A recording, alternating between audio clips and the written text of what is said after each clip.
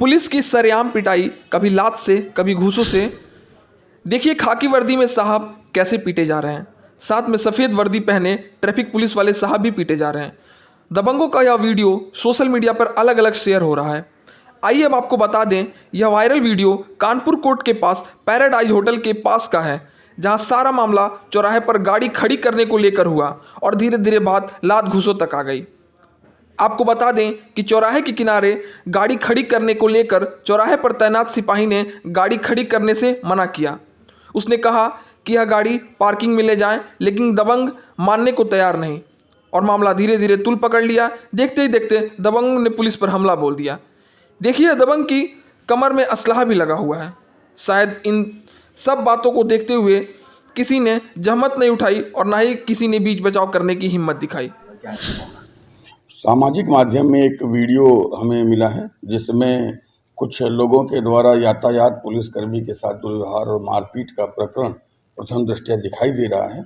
हमने उस वीडियो को देखा है और हमने उस स्थान की पहचान की है जहां का यह वीडियो है।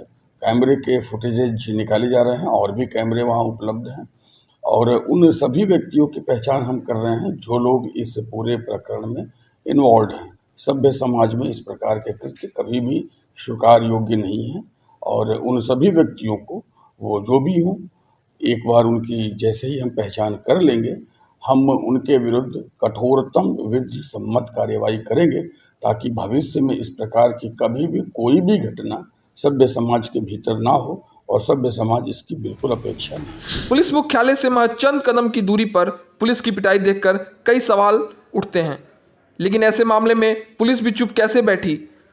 अब उनकी पहचान की जा रही है और कार्रवाई भी की जाएगी। आपको बता दें कि वीडियो में देखकर आप समझ सकते हैं कि ऊपर सफ़ेद शर्ट और नीचे काली पैंट पहने हुए कोई और नहीं अधिवक्ता है, जिन्होंने कानून को अपने हाथ में ले लिया और खुद निर्णय पर उतर आए। प्रशांत उपाध्याय, निष्पक्ष टुडे, ब्यूरो रिपोर्ट।